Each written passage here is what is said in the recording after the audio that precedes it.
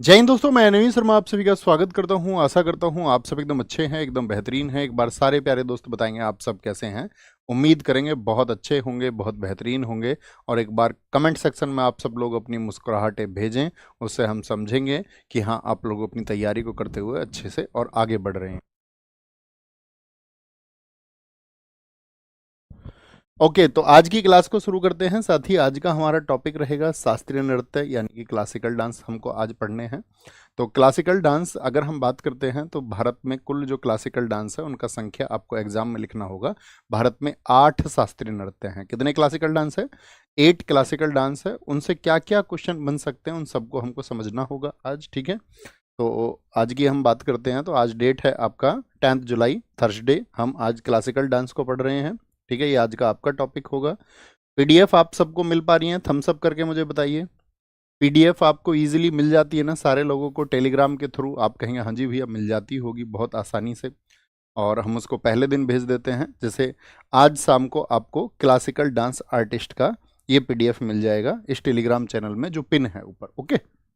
तो देखिए क्या है, जो क्लासिकल डांस आर्टिस्ट है ये तो आपका ट्रिक्स का टॉपिक होगा। इसमें तो हमको सारे आर्टिस्ट को ट्रिक्स से याद करना होगा, नहीं तो हम उनको भूल सकते हैं।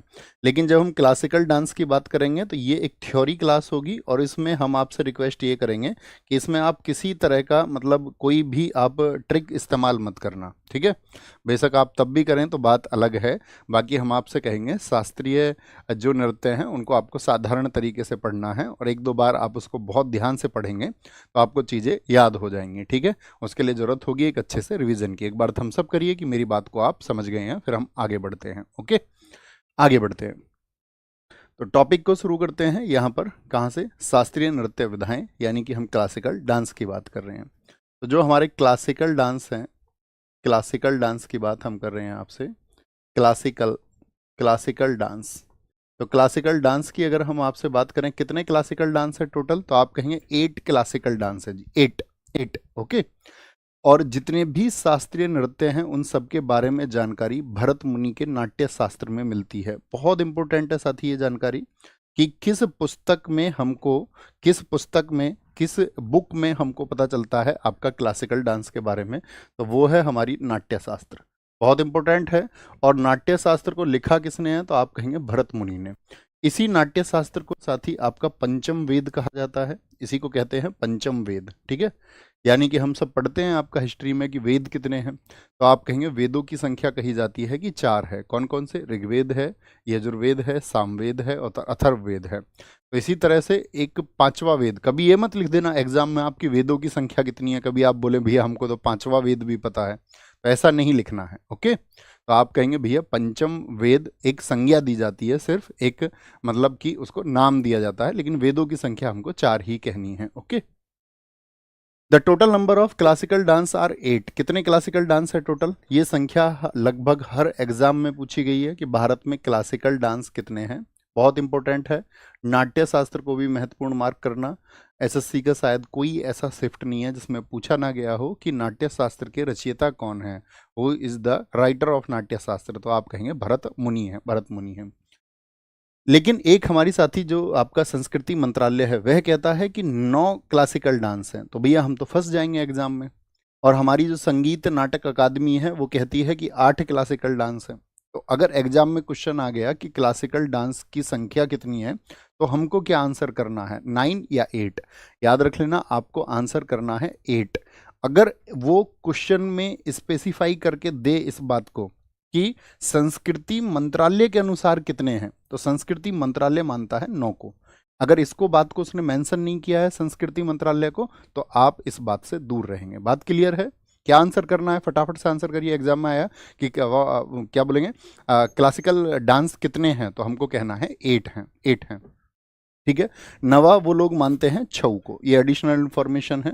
एक बार बताएं मुझे कितने शास्त्रीय नृत्य हैं भारत में? 8 हैं। किस पुस्तक में पता चलता है? तो नाट्य शास्त्र में। नाट्य शास्त्र को किसने लिखा है? संस्कृत भाषा में लिखा था, भरत मुनि ने लिखा था, उसको पंचम वेद कहते हैं। लेकिन पूछ ले संस्कृति मंत्रालय के अनुसार कितने क्लासिकल डांस है, तो कहेंगे आपका 9 क्लासिकल डांस है। तो भैया 9 कौन सा मानते हैं? वो 9th, तो वो छऊ को मानते हैं, जो हमने बताया था आपको। छऊ बताइए कितने प्रकार का होता है? छऊ कितने प्रकार का होता है? जरा आंसर करें एक बार फटाफट से, कल हमने आपको बताया था, तो उम्मीद करेंगे सबका आंसर आएगा और एक बार हम आपका आंसर भी देखना चाहेंगे। छऊ 3 प्रकार का होता है। ये सबसे पहले आजमगढ़ सनी राजभर इन्होंने आंसर किया है। वेरी गुड, आगे चलते हैं। छऊ को देखिए, छऊ को संस्कृति मंत्रालय तो मानता है क्लासिकल डांस, और लेकिन जर्नली उसको कहा जाता है सेमी क्लासिकल, अर्थात अर्ध शास्त्रीय नृत्य। तो शास्त्रीय तो 8 कहेंगे हम, लेकिन कभी एग्जाम में क्वेश्चन आ गया कि अर्ध शास्त्रीय कौन सा, यानी कि आधा शास्त्रीय कौन सा है, तो हमारा आंसर होगा साथी आपका छऊ है। इसे यूनेस्को की अमूर्त सूची में 2010 में शामिल किया गया था, ये हमने आपको बताया था। 2010, आप कहेंगे हाँ जी भैया बताया था। हम कहेंगे बताओ 2010 में और एक डांस भी शामिल हुआ था अमूर्त सांस्कृतिक विरासत में, यानी कि इंटेंजिबल कल्चरल हेरिटेज में। 2010 में एक तो मुदियेट्टू था आपका केरल का, और एक था राजस्थान का कालबेलिया। यहाँ पर एक क्वेश्चन और हम आपसे पूछेंगे रिवीजन के तौर पर, बताइए हमारे देश में कुल ICH कितनी है यूनेस्को द्वारा चिन्हित? इंटेंजिबल कल्चरल हेरिटेज यानी कि अमूर्त सांस्कृतिक विरासतों की कुल संख्या भारत में कितनी है? तो आप कहेंगे वह संख्या भारत में 15 है। कितनी है? 15। और वर्ल्ड हेरिटेज साइट कितनी है भारत में? तो वो 43 है यूनेस्को द्वारा, जिनको हम विश्व धरोहर स्थल कहते हैं। ठीक है, अब आते हैं क्या बोलेंगे, इसके 3 प्रकार हैं। 3 प्रकार किसके हैं? छऊ के।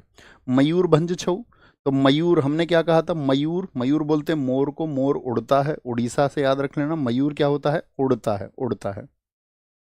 सरायकेला छऊ हमने आपको बताया था, सरायकेला छऊ को याद रख लेना कि सराय, राय देने वाले तुमको 1000 व्यक्ति मिलेंगे।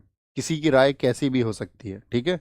एक राय झांगुर बाबा जैसी भी हो सकती है। झांगुर बाबा देखा तुमने कल, कह रहा कि धर्म बदल लो तुम्हारी जिंदगी बदल जाएगी।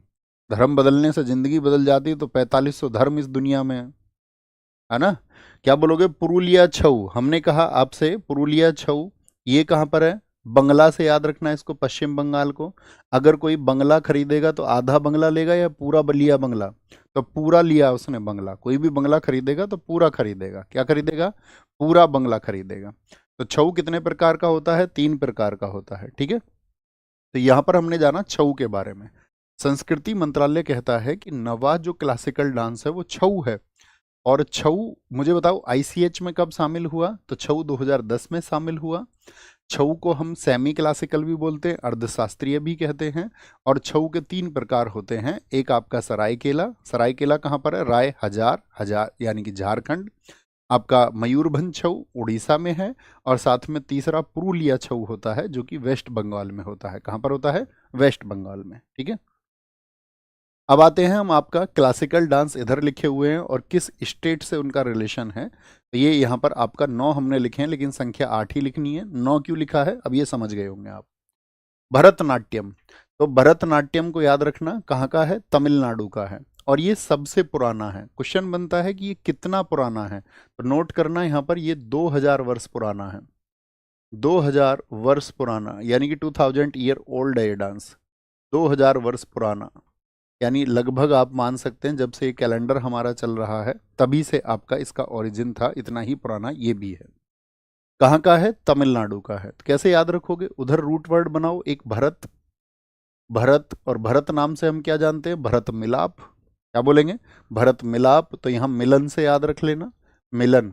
भरत का क्या हुआ था? मिलन। बहुत एग्जाम में पूछा जाता है कि भरतनाट्यम किस स्टेट का डांस है, तो भरत मिलन, ठीक है। भरत किससे मिले थे? भगवान से राम जी से मिले थे, ओके।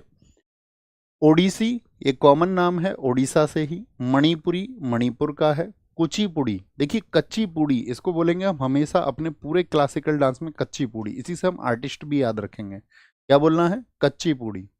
अब तुमको तो दिखता है पूड़ी कच्ची है पक्की है तो तुम तो खाओगे नहीं, लेकिन कच्ची पूड़ी बेचारे अंधे को थोड़ी ना दिखेगी।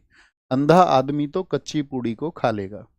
अंधा, आंध्र प्रदेश को हम हमेशा अंधा बोलते हैं, हाँ जी। कथक, इसको याद रखना, थकते नहीं है। थकते नहीं है कौन? यूपी के। यूपी के भाई थकते नहीं है, ओके। कैसे भी समझ लो। कथकली, यहां पर 2 देखना आपको, हमने कल भी आपको बताया। अट्टम और कली किसकी पहचान है? अट्टम और कली ये पहचान है केरल की। कहाँ की? केरल की पहचान है अट्टम एंड कली, ठीक है। केरल का हमेशा याद रखना है। हमें बहुत आगे फोक डांस भी हम पढ़ेंगे, वहां पर भी ये रूट वर्ड हमारी हेल्प करेंगे। डबल टी और कली, हमने कल बताया आपको, डबल टी और कली होगा। मोहिनी अट्टम। सत्रिया, सत्र आज शाम से शुरू होगा, सत्रिया आज शाम से, और सत्रिया सबसे नया है। तो सबसे नया है तो कितने वर्ष पुराना है, तो इसको लिखना है 500 वर्ष पुराना है। सत्रिया पे लिख लेना भैया कहीं किनारे पर, कितने वर्ष पुराना है। जैसे भरतनाट्यम 2000 वर्ष पुराना है, ऐसे ही ये 500 वर्ष पुराना है, और सबसे लास्ट में यही जुड़ा है। ठीक है, सबसे नया। देखिए इसमें 6 जो थे वो तो भारत की आज़ादी के पहले से थे, ये कथक जो है ये भी भारत की आज़ादी के बाद शामिल हुआ, और सत्रिया जोड़ा गया सन 2000 में। हम आज आपको बताएंगे कि एक आपका गुरु हुए थे श्रीमद शंकर देव, उन्होंने प्रयास किए, इसके लिए डिमांड की, तो भारत सरकार ने सन 2000 में इसको अनाउंस कर दिया कि अब सत्रिया 8वां क्लासिकल डांस होगा। यानी संगीत नाटक अकादमी ने कह दिया कि अब 8वां होगा, और 8वां कौन सा बना, तो वो सत्रिया। आज शाम सत्र शुरू होगा। ठीक है, छऊ आप जानते ही हैं, अभी इसको संगीत नाटक अकादमी मानता नहीं है, 3 स्टेट में ये होता है। अब मुझे एक बात बताइए कॉमन, जैसा कि मैंने आपसे पहले से मैं आपका रिक्वेस्ट करता रहा हूं कि हर छात्र के पास में एक मैप जरूर होना चाहिए आपकी स्टडी टेबल पर। तो एक छोटा सा मैप आप सबकी स्टडी टेबल पर है, लाइब्रेरी की सीट पर है क्या आपका, या आपकी दीवार पर है, जिस दीवार पर बैठ करके आप पढ़ते हैं, तो वहाँ पर एक नक्शा जरूर लगा हुआ होना चाहिए छोटा सा, और वो जरूर होना चाहिए। तो आप जानते होंगे जैसे भारत है, तो भारत के बारे में हम बोले आपसे कि ये भारतवर्ष का नक्शा हुआ, तो इधर कौन सी दिशा है, इधर नॉर्थ है, इधर साउथ है, इधर कौन सी है, वेस्ट है, और इधर क्या है, ईस्ट है, ईस्ट है। इसको हम बीच से बांट दे तो इधर नॉर्थ ईस्ट है, इधर साउथ ईस्ट है, और इधर क्या है, साउथ वेस्ट है, और इधर नॉर्थ वेस्ट है। ये तो सब जानते हैं, कॉमन सी बात है। हाँ जी भैया जानते हैं। ठीक है, लीजिए, जिन जो लिख रहे हैं नहीं हमारे पास नक्शा नहीं है, तो वो नक्शा हाथ से बना लीजिए। अगर आपके पास पैसे नहीं है उसको खरीदने के, तो आप उसको हाथ से बना सकते हैं, बनाना चाहिए अगर आप स्टूडेंट है तो। तो मुझे बताइए तमिलनाडु भारत में किस दिशा में पड़ता है, किस दिशा में है, उत्तर में है तमिलनाडु की दक्षिण में है भारत के। आप कहेंगे ये भारत के साउथ में है। कहाँ पर है, ये भारत में साउथ में है। उड़ीसा भारत में किधर पड़ता है, इधर उड़ीसा है साउथ ईस्ट में, किधर है, ये साउथ ईस्ट में है, साउथ ईस्ट में। मणिपुर की बात करेंगे, मणिपुर इधर नॉर्थ ईस्ट का स्टेट है एक। मणिपुर किधर है, ये नॉर्थ ईस्ट में है, लिखना है इसको अपनी कॉपी में, नॉर्थ ईस्ट। आंध्र प्रदेश किधर है, आंध्र प्रदेश साउथ में है, S for south. Uttar Pradesh किधर है, ये तो उत्तर, नाम ही इसका उत्तर में है ये। केरल हम बात करते हैं, केरल किधर है, तो केरल आप कहेंगे भैया साउथ में है। केरल कहाँ पर है, साउथ में है, यानी कि दोनों ही ये साउथ के हो गए। और यहाँ पर असम की हम बात करें तो असम किधर है, नॉर्थ ईस्ट में है। कहाँ पर है, नॉर्थ ईस्ट में। तो यहाँ पर कई बार साथी इसकी दिशाओं से क्वेश्चन आते हैं। जैसे पहला प्रश्न हम आपसे पूछेंगे, बताइए ऐसा कौन सा क्लासिकल डांस है जो सिर्फ उत्तर भारत में आयोजित होता है। सिर्फ उत्तर भारत में एक ही है, नॉर्थ का सिर्फ एक ही है। तो नॉर्थ में कौन रहे थे, उत्तर भारत में शासन किया मुगलों ने, इस्लामिक शासन रहा उत्तर भारत में। तो ये भी पूछा जाता है कौन सा इस्लामिक पद्धति से जुड़ा हुआ है, या कौन मुगलों की परंपरा से जुड़ा हुआ है। तो नॉर्थ का मतलब सिर्फ उत्तर प्रदेश नहीं, राजस्थान में भी कई जगह पर कथक आयोजित होता है। तो नॉर्थ का है सिर्फ एक, कथक नहीं, संख्या बतानी है आपको, संख्या। मुझे बताओ नॉर्थ के कितने क्लासिकल डांस है, तो बोलेंगे एक है। साउथ के कितने क्लासिकल डांस है, जरा बताइए हमको। अगर हम आपसे पूछे नॉर्थ के कितने क्लासिकल डांस है, तो आप कहोगे नॉर्थ में एक है। अगर हम आपसे पूछे साउथ में कितने क्लासिकल डांस है, साथ में बताओ फटाफट से। तो साउथ में आप कहेंगे केरल के 2 हो गए, एक आंध्र प्रदेश हो गया भैया, और एक तमिलनाडु का हो गया। तो साउथ के हो गए 4। अब हम आपसे पूछेंगे नॉर्थ ईस्ट के कितने हैं, नॉर्थ ईस्ट के। तो नॉर्थ ईस्ट के कितने कहेंगे आप, तो आप कहेंगे नॉर्थ ईस्ट के भैया 2 हैं। कौन कौन से, एक आपका सत्रिया है और एक मणिपुरी है, एक मणिपुरी है। एक बचता है सिर्फ साउथ ईस्ट का, कहाँ का, साउथ ईस्ट का। ठीक है, साउथ ईस्ट का वो कौन सा है, वो ओडिसी है। तो इस तरह से 8 क्लासिकल डांस है हमारे। इनकी दिशा भी पूछी जाती है साथी एग्जाम में, बहुत बार एसएससी ने रिपीट किया है इसको। बात क्लियर है, थम्स अप करिए जी भैया हम इसको समझ गए। अब एक क्वेश्चन और बनेगा, ऐसा कौन सा स्टेट है जहां पर 2 क्लासिकल डांस है, तो केरल है। ऐसा कौन सा स्टेट है जहां पर 2 क्लासिकल डांस है, तो वो साथी केरल है। बातें क्लियर हैं दोस्त, बातें क्लियर हैं। अब हम आपसे पूछ लें थोड़ा सा, फटाफट से बताओ जरा हमको। पहले हम पूछेंगे, मुझे बताओ कुचिपुड़ी कहाँ का है, मन मन में बोलना। कुचिपुड़ी कहाँ का है, कच्चीपुड़ी। मणिपुरी तो आप जान ही जाओगे, मणिपुरी तो मणिपुर का ही है। ओडिसी कहाँ का है, ओडिसी तो ये भैया ओडिसी जो है ये उड़ीसा का है। कहाँ का है? उड़ीसा का है। चौथा हम आपसे पूछेंगे मोहिनी अट्टम। अट्टम, मोहिनी अट्टम, तो आप कहोगे मोहिनी अट्टम भी, और साथ में आपका क्या बोलेंगे? कथकली भी। ये कहाँ के हैं? दोनों केरला के हैं, केरला के हैं। आपसे पूछे भरतनाट्यम कहाँ का है? भरतनाट्यम, भरतनाट्यम कहाँ का है? तो ये तमिलनाडु का है। आपसे पूछे सत्रिया कहाँ का है? सत्रिया, तो आप कहेंगे भैया ये आपका असम का है। कहाँ का है? असम का है। और कौन सा बच गया हमारा? एक तमिलनाडु हो गया, केरल के दोनों हो गए, और साउथ में आपका कुचिपुड़ी हो गया, मणिपुरी हो गया, कथक बच गया एक आपका। कौन सा? कथक। कथक भी बोलते हैं उसको, कथक भी कहते हैं। कथाओं से संबंधित है ये दोनों, कथा और कथा वर्ड, ठीक है। तो प्राचीन कथाओं से संबंधित है कथक, जो कि उत्तर भारत का है। बात क्लियर है? आगे बढ़े? आप कहोगे हाँ जी भैया, आगे बढ़ते हैं। अब इनको विस्तार से जानना है हमको, एक एक को। तो सबसे पहले शुरू करेंगे भरतनाट्यम से। भरतनाट्यम की अगर हम बात करते हैं, भरतनाट्यम, आपको अब स्टेट बोलना है सारे लोगों को। भरतनाट्यम किस स्टेट का है? इसका पुराना नाम सादिर था, सादिर। यहाँ पर आप एक चाहे तो रूट वर्ड बना सकते हैं, भारत, भरतनाट्यम या भरतनाट्यम, ठीक है। तो आप क्या बोलेंगे? इसका पुराना नाम था सादिर, पहले इसको प्राचीन समय पे सादिर कहा जाता था। तो लिखिए प्राचीन नाम सादिर। तो याद रखना सादर परिणाम कहाँ पर किया जाता है? भारत में किया जाता है। भारत से याद रखेंगे भरतनाट्यम, ओके। इसका पुराना नाम था दासीअट्टम, और दासीअट्टम क्योंकि इसको दासियों के द्वारा किया जाता था। देखिए भारत में बहुत प्राचीन प्रथा रही, क्या होता था पहले मंदिरों में लड़कियों को दान किया जाता था, और दान करके उस लड़की का जो जीवन है वो उसी मंदिर को समर्पित कर दिया जाता था, उसी मंदिर को। और बहुत उसके ऊपर लिखा भी गया है, जिसको देवदासी प्रथा कहते हैं। अंग्रेजों ने देखा था उस प्रथा को आकर के, देवदासी प्रथा को। उन्होंने कहा था ये कौन सी बात है कि मंदिर को तुमने लड़की समर्पित कर दी, और उसका पूरा जीवन उसकी वहीं पर जो देवता होते थे उसी मूर्ति से उनकी शादी भी कर दी जाती थी कि भाई ये इन्हीं की सेवा में है। फिर बहुत सारे खुलासे हुए, बहुत जगह पर आपका उन लड़कियों का शोषण भी हुआ, ठीक है। बहुत जगह पर बहुत सारे लोगों ने क्या सोचा, जो आपका लड़कियों को बंधन मानते थे उन्होंने मंदिरों को समर्पित कर दिया उन लड़कियों को। तो इसको बोलते हैं कि भाई बहुत सारी दासी मंदिरों में हो गई, और उनको दासी बोला गया, देवताओं की दासी। इसकी दासी बोला गया, देवताओं की दासी। तो इसलिए इस प्रथा को कहा गया देवदासी प्रथा। तो इसीलिए इसको बोल रहे हैं दासी अट्टम। दासी अट्टम, अग्नि नृत्य, अग्नि, अग्नि प्रज्वलित होती थी मंदिर में, और जब अग्नि प्रज्वलित होती थी यानी कि जब दीप जलते थे तभी सुबह और शाम नृत्य होता था। तो इसीलिए अग्नि नृत्य भी इसको कहा जाता है। इसकी जानकारी हमको दो बुक्स से मिलती है। वो दो बुक्स हैं शिल्पादिकारम, जिसके राइटर हैं आपका इलिंगो अदिगल। कौन है राइटर इसके? इलिंगो अदिगल, इलिंगो अदिगल, इलिंगो अदिगल इसके लेखक हैं। लिखना इस बात को भी, इसके लेखक हैं। और अभिनय दर्पण एक पुस्तक, वह भी भरतनाट्यम के बारे में जानकारी देती है। इसके लेखक हैं नंदिकेश्वर, नंदिकेश्वर। पूछ लेता है इसको भी, अभिनय दर्पण पुस्तक को किसने लिखा है? तो इसको लिखा है आपका नंदिकेश्वर ने, ठीक है बॉस। दो पुस्तकों से हमको जानकारी मिलती है। शिल्पादिकारम क्योंकि भरतनाट्यम कहाँ का? तमिलनाडु का। तो ये तमिल भाषा की बहुत चर्चित पुस्तक है शिल्पादिकारम। किस भाषा में लिखी गई है? तमिल भाषा में, ठीक है। तमिल भाषा में बहुत इंपॉर्टेंट बुक है, बहुत इंपॉर्टेंट। जैसे इसकी कहानी क्या है आपका, बोलेंगे सर आरडब्ल्यूए वाले रेलवे रिफॉर्म्स पर क्यों नहीं बोल रहे हैं? क्यों नहीं बोलेंगे? Why not? बोलेंगे क्यों नहीं साथी? उसके लिए प्रॉपर परसों भी उससे पहले भी आपका सभी छात्रों को उसके बारे में सूचित किया गया कि रेलवे रिफॉर्म्स के लिए जो आवाज उठ रही है, आज भी उसके लिए आपका डे है, ठीक है, कि आपको ट्वीट करना है। तो इसके लिए सबको आपका हैशटैग रेलवे और आपका अंडरस्कोर रिफॉर्म, ये सबको सूचित किया जा चुका था। सबको करना है। हमने भी इसको शेयर किया था सोशल मीडिया पर। आपका इसके लिए अंकित भाटी सर ने प्रॉपर वीडियो बनाया था और सभी टीचर से बात भी की थी।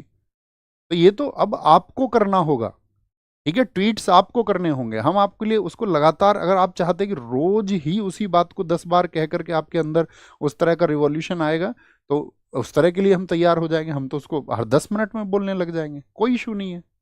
लेकिन जिस चीज़ के लिए आपको अवेयर किया जा चुका है कि ये आपको करना है, और पूरी टीचर कम्युनिटी ने लगभग, बहुत सारे लोग, बहुत सारे नहीं भी थे उसमें, लेकिन बहुत सारे लोगों ने उसको बोला है।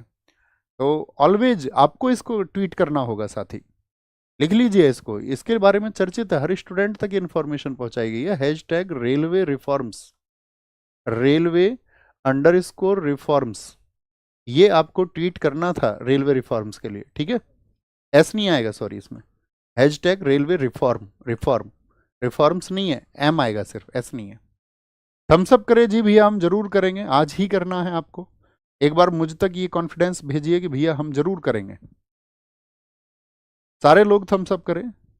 ऐसा नहीं हो सकता है। देखिए, मैं अब आपको क्या ही कहूं, आप सब कुछ समझते होंगे, छोड़े, है ना।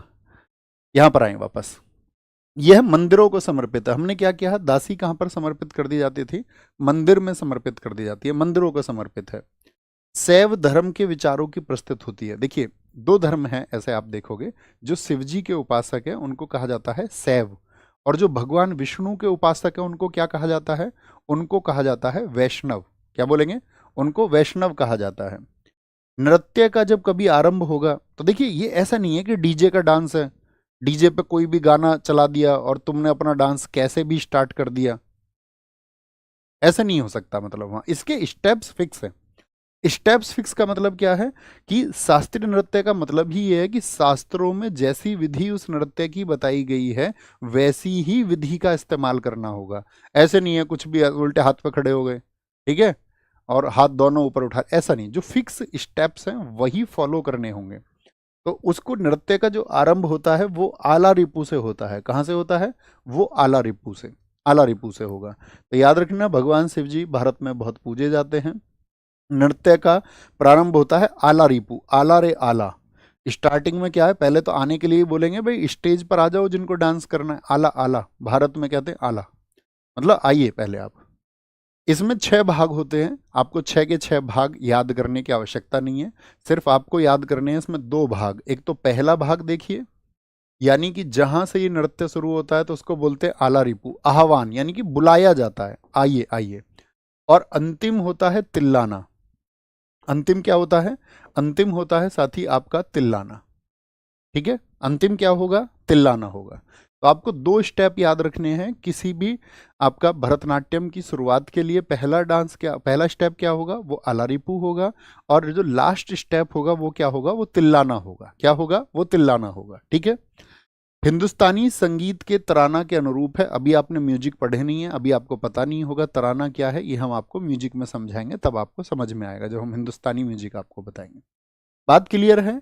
तो आला रिपू, फिर जात स्वरम होता है, फिर शब्दम होता है, फिर वर्णम होता है, फिर पदम होता है।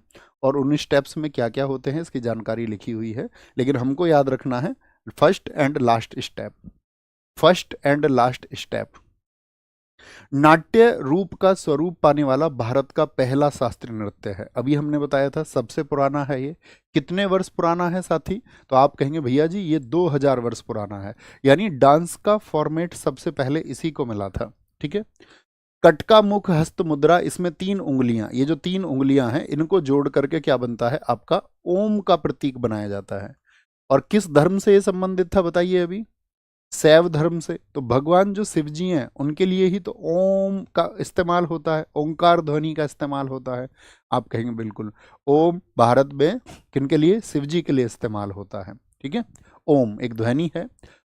नृत्य का अंत किस पर होता है, तिल्लाना, जिसको कई बार थिलाना भी लिखा रहता है, तो आपको तिल्लाना या थिलाना कुछ भी याद रखिए। नट्टूवार भरतनाट्यम का एक शिक्षक होता है, यानी कि टीचर होता है। जब भरतनाट्यम डांस होता है तो उस समय पर वो कविताएं पढ़ रहा होता है। तो कैसे एग्जाम में क्वेश्चन बनेगा, ये जो रेड कलर में लिख रहे हैं ये बहुत इंपॉर्टेंट है। तो पूछता है नट्टूवार का संबंध किस शास्त्रीय नृत्य से है। तो नट्टूवार का संबंध किससे होगा, तो आप कहेंगे भैया वो हमारा होगा भरतनाट्यम से।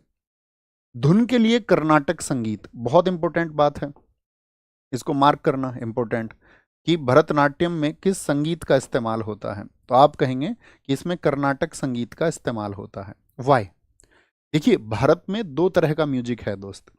नॉर्थ इंडिया में जो चलता है उसको बोलते हैं हिंदुस्तानी म्यूजिक। उत्तर भारत में कौन सा म्यूजिक चलता है, हिंदुस्तानी संगीत। और दक्षिण भारत में जो चलता है उसको बोलते हैं कर्नाटक संगीत। अच्छा, आप मुझे बताइए कि भरतनाट्यम उत्तर हिस्से में होता है भारत के या दक्षिण हिस्से में होता है। तो आप कहेंगे साउथ में होता है, क्योंकि तमिल जो है वो तमिलनाडु साउथ में है। तो साउथ में अगर होता है तो कौन सा म्यूजिक इस्तेमाल होगा, वहाँ पर कर्नाटक म्यूजिक इस्तेमाल होगा। और ऐसा नहीं सिर्फ भरतनाट्यम में, मैं आपसे पूछूं कुचिपुड़ी में कौन सा डांस इस्तेमाल होगा, बोलेंगे सॉरी, कौन सा म्यूजिक, कुचिपुड़ी डांस में कौन सा म्यूजिक इस्तेमाल होगा, तो आप बोलेंगे कर्नाटक म्यूजिक। मैं बोलूँ मोहिनी अट्टम में, तो आप कहेंगे कर्नाटक म्यूजिक। मैं आपसे पूछूं कथकली में, तो आप कहेंगे कर्नाटक म्यूजिक। यानी कि साउथ में कर्नाटक म्यूजिक का इस्तेमाल होता है।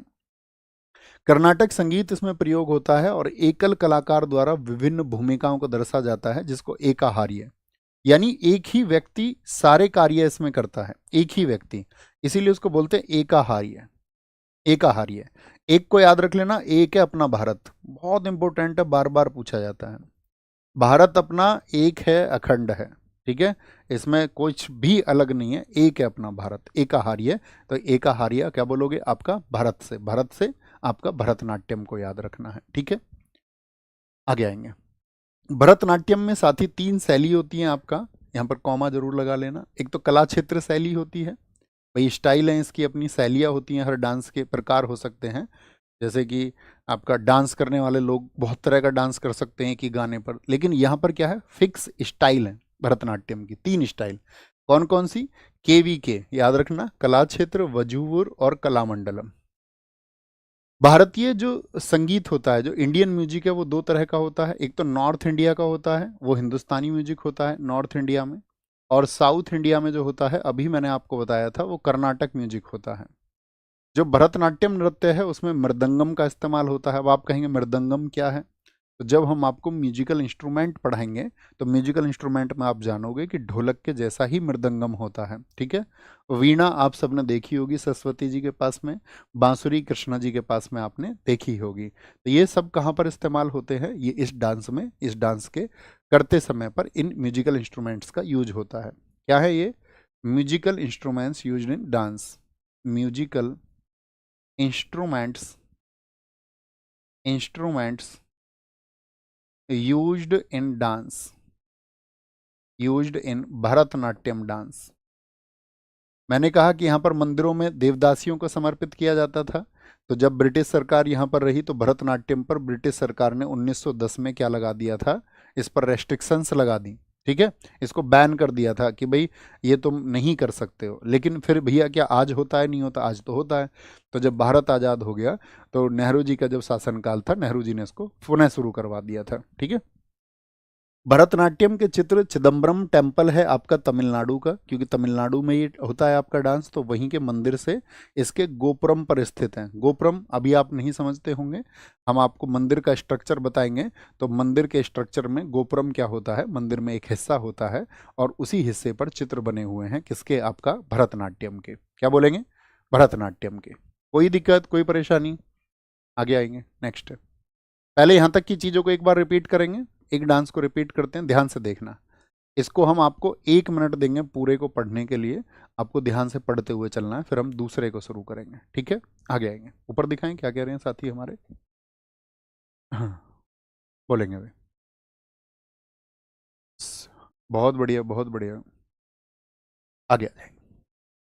यार तुमको तो पढ़ने में भी दिक्कत है, कह रहे हैं सर GS सुधा में ये सब क्यों नहीं दिया है। एक बार देखो पढ़ के ध्यान से, ढूंढिए क्लासिकल डांस। और अगर आपको सिर्फ बुक से पढ़ना है, तो फिर कक्षा में आने का कोई अर्थ नहीं है, और सिर्फ कक्षा से पढ़ना है तो फिर बुक लेने का कोई अर्थ नहीं है। इतना तो क्लियर आपको रहना पड़ेगा। तालमेल साथी दोनों चीज़ों से बनता है, अच्छे छात्र दोनों से बनाते हैं, थोड़े विवेकी छात्र बनिए, है ना। बहुत बढ़िया जी, आगे आए।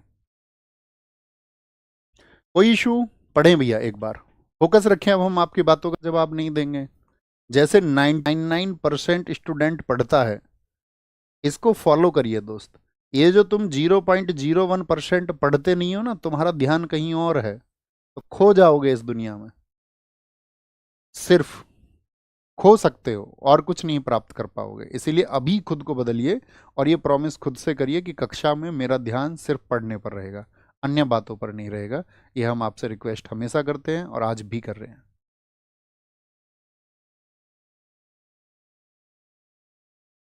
अलारिपू और तिल्लाना 2 स्टेप हैं, ओम की ध्वनि है, पहला डांस है, तिल्लाना पर एंड है, नट्टूवार इसमें आपका शिक्षक होता है, कविता पाठ करता है, म्यूजिक कर्नाटक है।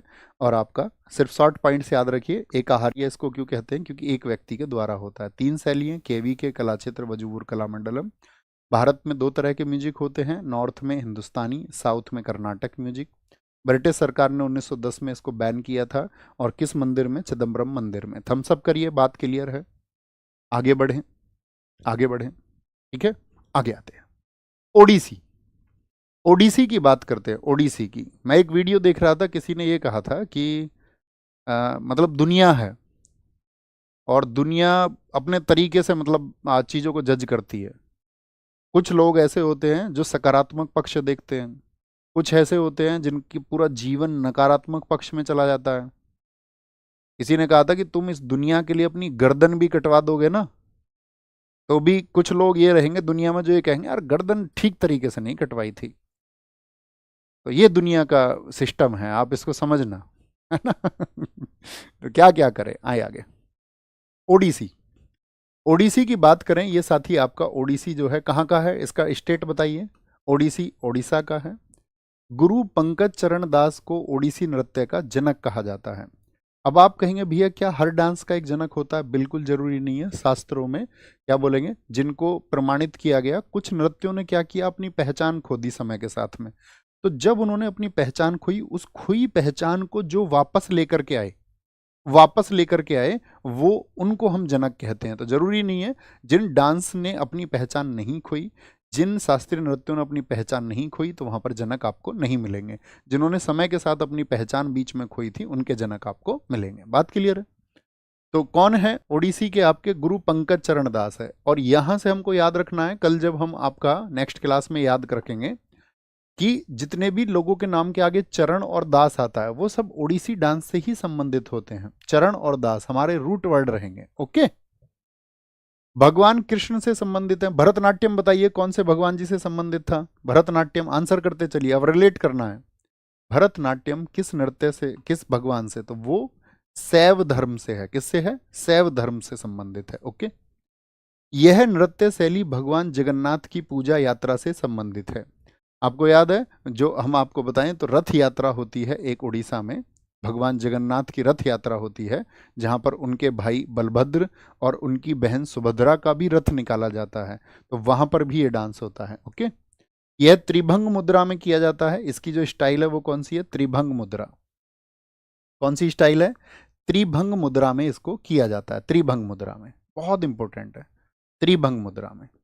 और जयंतिका ने 5 भागीय मुद्रा विकसित की। उसने कहा त्रिभंग, यानी कि 3 भाग नहीं। आपसे पूछे कि कभी भी ओडिसी की जो साथी आपका क्या बोलेगा, 5 भागीय यानी कि पंच भाग मुद्रा किसने विकसित की थी? एग्जाम में क्वेश्चन आएगा कितने मुद्रा की होती है? 3 भाग की मुद्रा होती है। जैसे कि आपका वहां पर हमने बताया भरतनाट्यम में 6 स्टेप होते हैं। जयंतिका ने 5 भाग की मुद्रा विकसित की, और इसको ओरीली भी कहा जाता है। देखिए ओडिसी को ही क्या बोल रहे हैं, डे वर्ड को थोड़ा रे बोल दिया है, तो ओडिसी ऐसे बोलो, ओरीली भी इसको कहा जाता है। तो ओडिसी से रिलेट कर लेंगे। हाँ जी, मोस्ट इंपॉर्टेंट है यहाँ पर ये लाइन, इसको देखना। इस नृत्य की शुरुआत किससे होती है? मंगलाचरण से। और इस नृत्य का अंत किस पर होता है? मोक्ष पर। तो अब मुझे भरतनाट्यम से आप बताइए, भरतनाट्यम की शुरुआत कहाँ से बताई थी? भरतनाट्यम की शुरुआत आला रिपू से होती है। और भरतनाट्यम का अंत किस पर होता है? भरतनाट्यम का अंत किस पर होता है? तो वो तिल्लाना पर होता है, तिल्लाना पर। बहुत बढ़िया मनु भाई, एकदम ठीक आंसर आपने दिया है। Very good. Guddu Pal, smiley, एकदम से ठीक आंसर है। आला रिपू से शुरुआत होती है, बहुत खूब। मंगलाचरण में क्या होता है? पहले आता है कोई भी नृत्य करने के लिए तो वो पृथ्वी माता को पुष्प अर्पित करता है। और मोक्ष होता है थारिजम, एक आपका स्टेप होता है, थारिजम से मोक्ष का अंत हो जाता है। पखावज ये भी ढोलक की तरह ही होता है साथी। पखावज अक्षरों का प्रयोग इस नृत्य को समाप्त करने के लिए किया जाता है। तो ओडिसी में कई बार पूछ लिया जाता है कि भैया किस म्यूजिकल इंस्ट्रूमेंट का इस्तेमाल होता है। तो भरतनाट्यम में कौन कौन से म्यूजिकल इंस्ट्रूमेंट थे वहां पर? एक तो मृदंगम था, एक आपका वीणा था, और एक बांसुरी था। तो यहाँ पर है पखावज। इस नृत्य के उदाहरण कहाँ से मिलते हैं? जैसे आपका हमने बताया था भरतनाट्यम के चिदम्बरम टेम्पल से। हम पिछले का नाम नहीं लेंगे, आपको कंपैरिजन करना है। हम आपको सिर्फ एक प्रैक्टिस करवा रहे हैं कि आप पुरानी चीजों को ऐसे याद रखें कि वहां पर इस्तेमाल होता है। उदयगिरी और खंडगिरी की गुफाएं कहाँ पर हैं? उड़ीसा में हैं। तो इन गुफाओं से इसके बारे में जानकारी मिलती है। मुख्यतः एक मेहरी कम्युनिटी है उड़ीसा की। मेहरी जो है आपका, मेहरी क्या है? ये कम्युनिटी है, एक समुदाय है। मुख्यतः महारियों द्वारा, जिसको महरी कम्युनिटी भी कहते हैं, महरी समुदाय। महरी क्या है, यहाँ पर एक समुदाय है, एक कम्युनिटी है जो इस डांस को करती है, तो महरियों द्वारा इसको किया जाता है। नृत्यांगनाएं शरीर से जटिल ज्यामितीय पैटर्न बनाती हैं। तो ज्यामितीय पैटर्न कौन बनाती हैं? देखो अभी हमने एक पिक्चर दिखाया था, ये ज्यामितीय पैटर्न है, ठीक है। ये क्या है? ज्योमेट्रिकल पैटर्न है। उसको क्या कहते हैं? सचल मूर्ति कहते हैं। और यह नृत्य जल तत्व का प्रतीक है। बहुत इंपॉर्टेंट बात, यह नृत्य किस तत्व को दर्शाता है? जल तत्व को। अब ध्यान से पढ़ना। देखिए अभी हमने कुछ चीजें आपको बताई। ये था हमारा डांस ओडिसी, ओडिसी डांस था। अब इसमें आप चाहें तो थोड़ा सा एक रूट वर्ड बना सकते हैं, उड़। अब कहीं पे जल आ गया बीच में, तो आपको क्या, जल कैसे पार करोगे? उड़ के। हनुमान जी ने पार किया था जैसे। तो कभी भी पूछे जल तत्व किस डांस में आता है, तो याद रखना जल को उड़ के पार करना होगा। ज्यामिति तुमको मैं पढ़ाने लगूं तो बहुत सारे स्टूडेंट्स के सिर से क्या है, उड़ के चली जाती है ज्यामिति। ज्यामितीय चीजें क्या चली जाएंगी आपके सिर से, उड़कर चली जाएंगी, समझ में नहीं आएगा, ठीक है, क्योंकि अपनी ज्योमेट्री में समझा ही नहीं पाऊंगा तुमको। ऐसे याद रख लो, है ना। क्या बोलोगे? जल, जल उड़ के पार करना पड़ता है ओडिसी में। या उड़ने के लिए क्या चाहिए? पंख चाहिए। तो पंख से पखावज याद रख लेना।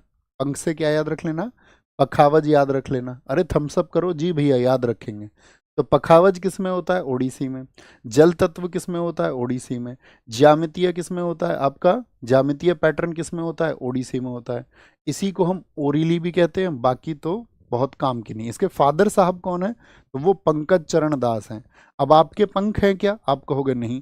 तो आपको तो उड़ने के लिए किसकी जरूरत पड़ेगी? उड़ान के लिए चरणों की, पैरों की जरूरत पड़ेगी, ठीक है। पंकज चरण दास, किसी के दास बने रहोगे तो जीवन भर उड़ नहीं पाओगे। दास नहीं बनना है, ठीक है। अपनी उड़ान पूरी करनी है, उड़ान पूरी करनी है। बोले तो इसमें और भी म्यूजिकल इंस्ट्रूमेंट इस्तेमाल होते हैं। मंजीरा, पखावज, ढोल और सितार। ये कभी नहीं पूछे जाएंगे आपसे। मणिपुरी, मणिपुरी बताइए कहाँ का है? मणिपुरी बताइए कहाँ का डांस है मणिपुरी? तो आप कहेंगे मणिपुरी आपका यह वैष्णव संप्रदाय से संबंधित है। एक साथी ने कहा है, क्या बोलेंगे, एक साथी ने बहुत अच्छा आंसर दिया है। उसने कहा है कि भैया केलू चरण महापात्रा आपका ओडिसी से जुड़े हुए हैं। बहुत ठीक बात है। अभी हमने बताया ना जिन नामों में चरण आएगा, तो केलू चरण, ये तो हम आपको नेक्स्ट क्लास में सारे याद करा देंगे, विद ट्रिक्स याद करा देंगे। लेकिन आपने बहुत अच्छा आंसर दिया, बहुत शाबाश। मणिपुरी कहाँ का है? मणिपुरी मणिपुर का। यह वैष्णव संप्रदाय से संबंधित है। अभी हमने बताया था ओडिसी किससे था? भगवान कृष्ण से। भरतनाट्यम किससे संबंधित था? बताइए दोस्त, भरतनाट्यम किससे संबंधित था? तो भरतनाट्यम था आपका शैव संप्रदाय से। ऐसे ही ये वैष्णव, वैष्णव से मतलब क्या है? जो भगवान विष्णु को मानने वाले लोग होते हैं उनको हम वैष्णव कहते हैं, वैष्णव। अब भगवान विष्णु के ही अवतार हैं श्री कृष्ण, बताओ उनके कौन से नंबर के अवतार हैं? जो अवतारवाद का सिद्धांत है उसके अनुसार भगवान विष्णु के 10 अवतार हुए हैं, सॉरी 10 हुए नहीं है, 9 हुए हैं। 10वां अवतार आना बाकी है अभी, कल की, ठीक है। उत्तर प्रदेश में ही पैदा होगा। भगवान श्री कृष्ण के बाल्यकाल की कहानियां दर्शाई जाती हैं। इसकी 3 प्रमुख शैलियां हैं। कौन कौन सी? लाई हरोबा याद है? मणि के लिए हमने क्या कहा था? ओ संग लाई मणि, याद है? फेस्टिवल्स में बोले भैया यस, वाई लिख के बताओ, याद है? तो मणिपुर, इसको मणि से याद रखते थे हम, मणि से। ओ संग लाई, या डायमंड हम आपको कहते थे कि डायमंड याद रख लेना। ओ संग, ओ संग एक फेस्टिवल था मणिपुर का। लाई, लाई कहाँ का वर्ड था? तो लाई हरोबा कहाँ का फेस्टिवल था? मणिपुर का। संकीर्तन, वो जो मणि को है ना, कीर्तन में भी जाती है तो अपने संग लेके आती है। कहीं रासलीला देखने जाती है, रामलीला देखने जाती है, तो भी अपने संग लेके जाती है उस मणि को, डायमंड को, ठीक है। मणि या पैसे को अपने साथ लेके जाती है। तो क्या बोलेंगे, कितनी शैली है इसकी? तो इसकी भी शैली कितनी है साथी, यहाँ पर आप कहें तो आप कहेंगे लाई हरोबा है आपका, संकीर्तन है, संकीर्तन है, और आपका रासलीला है, रासलीला। ये किसकी शैलियाँ हैं? ये आपका बहुत इंपॉर्टेंट है, बहुत पूछी जाती है, मणिपुर की हैं। मणिपुरी नृत्य रासलीला को, जो इसकी रासलीला शैली है, इसको 1779 में निंगथो चिंगथांग, निंगथो चिंगथांग ने क्या किया था? शुरू किया था। और रासलीला आप जानते हैं राधा और कृष्णा थीम पर आधारित है, तो सब जानते हैं। जवाहरलाल नेहरू मणिपुरी नृत्य अकादमी कहाँ पर है? जहाँ पर मणिपुरी डांस को, हम सारी अकेडमी आपको बताएंगे जिस डांस की जो जो फेमस अकेडमी है, लेकिन मणिपुरी अकेडमी उसका क्या नाम है, कहाँ पर है? वो आपका मणिपुर में है। मणिपुर के किस शहर में है? इम्फाल में। ये एसएससी ने बहुत टाइम क्वेश्चन रिपीट किया है कि जवाहरलाल नेहरू मणिपुरी नृत्य अकादमी किस शहर में है। किस शहर में है? वो इम्फाल में है। क्या बोलेंगे? इम्फाल में। इसमें पैना वाद्य यंत्र का प्रयोग होता है। अच्छा, जो मणि होती है उसको हम डायमंड कहते हैं। हाँ जी भैया। तो मणि, डायमंड जो होता है, डायमंड वो किनारों पर से पैना होता है थोड़ा, या नहीं होता? डायमंड अर्थात मणि जो होती है वो किनारों पर से पैनी होती है, ऐसा होता है डायमंड? नहीं। हाँ जी भैया, बिल्कुल ऐसा ही होता है, हमने ऐसा ही देखा है, शार्प एज वाला। ठीक है, पैना। इसमें नट गायन का प्रयोग किया जाता है। नृत्य, डांस करना, म्यूजिक, जो भी आपका म्यूजिकल इंस्ट्रूमेंट है, चाहे आपका सिंगिंग हो, वो सिर्फ एक ही व्यक्ति करता है और उस एक व्यक्ति को बोलते पंग चोलोम। और ये हमारा फोक डांस तक रिपीट होगा दोस्त, बार बार पूछा जाएगा, चोलोम चोलोम चोलोम किसको कहा जाता है? पोंग चोलोम। क्या बोलेंगे? पोंग चोलोम कहा जाता है। इसमें ड्रम का प्रयोग किया जाता है, ड्रम का प्रयोग किया जाता है। बोलेंगे? बहुत बढ़िया जी। भैया, झावेरी बहनें मणिपुरी डांस से जुड़ी हुई हैं। बहुत बढ़िया सर। उत्सव और महोत्सव में क्या अंतर है? देखिए, उत्सव का मतलब हो गया सेलिब्रेशन, जैसे कि स्थानीय रूप से कुछ हो गए, सिर्फ आपका कोई वही ऐसा त्योहार है स्थानीय रूप से बनता हो। महोत्सव शब्द जो बनता है साथी, वो दो शब्दों से मिलकर बनता है, महाधन उत्सव। महाधन उत्सव यानी ए और ऊ मिलके ओ बना देते हैं। तो यानी कि बड़े स्तर पर, जैसे दीपावली है, तो दीपावली क्या है? बहुत बड़े स्तर पर बनता है ना? भारत के ज्यादा हिस्सों में बनता है, वो स्थानीय रूप से नहीं बनता कि बस थोड़े से हिस्से में बन रहा है। या जो भी त्योहार बहुत बड़े स्तर पे बनते हों, यानी उत्सव से बड़े क्षेत्र में, बहुत बड़े व्यापक क्षेत्र में जो आयोजित होते हों, उनको बोलते हैं महोत्सव। ओके, क्या बोलेंगे जी? पुंग चोलोम। जागोई और चोलोम, इसको भी ऐसे याद रखना। उसके पास मणि है तो भाई वो जागी रहती है, कोई उसकी मणि ना चुरा ले कहीं। और कहीं भी उससे चलने को बोलो तो चलती नहीं है, तो चलने से याद रख लेना चोलोम। चोलोम किसी से पंगा भी नहीं लेती, पंग चोलोम, पंगा भी नहीं लेती किसी से, कहीं कोई उसकी मणि ना छीन ले लड़ाई में। ओके, तो जागोई और चोलोम मणिपुरी के दो भाग हैं। अब यहाँ पर बहुत सारे स्टूडेंट गलत आंसर कर देते हैं। अगर पूछा जाए मणिपुरी के भाग कितने हैं, तो भाग तो बताने हैं दो, यानी कि जागोई और चोलोम। अगर आपसे पूछे दोस्त मणिपुरी की शैली कितनी है, तो क्या आंसर करेंगे? तब तीन आंसर करेंगे, लाई हरोबा, संकीर्तन बोलेंगे भैया, और तीसरा बोलेंगे रासलीला। रासलीला, ठीक है, रासलीला। ये बहुत इंपॉर्टेंट है, इनको महत्वपूर्ण मार्क करना। पंग चोलोम को भी, जागोई और चोलोम को भी। चोलेम वर्ड को तो आप याद रखेंगे। इसमें 64 साथी आपका ताल, लॉक्स नहीं होते हैं। 64 आपका क्या होते हैं? ताल होती हैं, ताल। लॉक्स नहीं, लॉक तो ताले होते हैं। ताल होती हैं। नागबंद मुद्रा। अच्छा, नागमणि वर्ड सुना है कभी? नागमणि लेके ही मानेगा क्या? नागमणि, जैसे एक क्लास में कमेंट करने आ गया, वो किसी ने भेज दिया, बोला जाके वहाँ आपका कमेंट कर दो RWA वालों क्लास पे, है ना? तो उनको कोई भी ट्रिगर कर देता है यार। सुन तो लिया करो, क्या बातें चल रही हैं, पूरी क्लास तो किया करो, हमसे पढ़ा तो करो। कोई कोई तो ऐसा होता पढ़ता नहीं है हमसे, उसे पता भी नहीं हम क्या पढ़ा रहे हैं, हम क्या बातें करते हैं, उसको पता नहीं है। वो किसी के कहने से एकदम जंप करके आ जाएगा, अच्छा किसी ने उसको ट्रिगर किया, वहां जाके बोल देता हूँ। ठीक है, RWA एक विश्वास का नाम है, और ये विश्वास कोई ऐसा नहीं है कि एक सिंगल डे में पैदा हुआ है। जितनी सब लोगों ने चीटिंग की है ना यहाँ, जितनी सब लोगों ने, लोगों को जो यहाँ पर स्कैम करके लूटा है, इतनी महंगी फीस जिन लोगों ने ली है, वो बिल्कुल अधिकारी नहीं है इस चीज के कि किसी की प्लेटफॉर्म के ऊपर सवाल उठा दें या बच्चे को ट्रिगर कर दें। उनको सोचना चाहिए। हर एक टीचर के पास में हर किसी एक टीचर का फोन नंबर है, हर किसी का। टीचर चाहें तो संवाद कर सकते हैं सबसे, और कभी कोई ऐसे टीचर नहीं होते जो संवाद करने के लिए तैयार नहीं होते, है ना? ऑलवेज। लेकिन मसाला कैसे मिलेगा? हीरो कैसे बनेंगे फिर? हीरो, हीरोइज्म की भावना भी तो आनी चाहिए। और कल भी समझाया मैंने तुमको ये, कि तुमको पढ़ने से मतलब होना चाहिए, तुमको किसी की भावनाओं में नहीं बह जाना है। आपको अच्छा कंटेंट मिलता है, और जैसे अभी मैं जो ये बात आपको बता रहा हूँ ना, ये भी बेवजह की बात है। ऐसी चीज़ों पे ऐसे आगे, वो बोलते हैं ना 2x की स्पीड, सबसे बढ़िया यही फायदा है ऑनलाइन स्टडी का। जब तुमको लगे ये बातें मेरे अर्थ की नहीं है, तो इस ऐसे ऐसे आगे 10-10 सेकंड करके आगे बढ़ा दो, चलो जी आगे बढ़ो, तुम कंट्रोल कर सकते हो। अब तुमसे किसी को करना आता नहीं है, अब तुम्हारे दिमाग में किसी ने कुछ बोल दिया ऐसा, हाँ ना यार ऐसे ही है। ये अपने स्टूडेंट्स कभी नहीं मान सकते। ये वो है जो अपने से कभी पढ़ा नहीं, अपनी आइडियोलॉजी नहीं जानता, हमने स्टूडेंट्स के लिए क्या किया है वो नहीं जानता। अब मैं तुमसे एक बात ट्रिगर करता रहूं, किसी चीज को रोज बोलता रहूं रोज बोलता रहूं, तो तुम्हारे दिमाग में क्या हो जाएगी, वो बात फिट हो जाएगी। हमारे जन्म से लेकर के आज तक की कहानी भी यही है कि आपके मस्तिष्क में उन बहुत सारी चीजों ने जगह बनाई हुई है जो आपके ऊपर थोपी गई हैं। आपने कभी उस बारे में एनालिसिस भी नहीं किया, कभी आपने विचार तक नहीं किया, कभी आपने सोचा तक भी नहीं। बस किसी ने आपको इंजेक्ट किया और आपने उस बात को मान लिया। रिसर्च कीजिए, थोड़ा एनालिसिस कीजिए, पास्ट देखिए, उससे पिछला देखिए,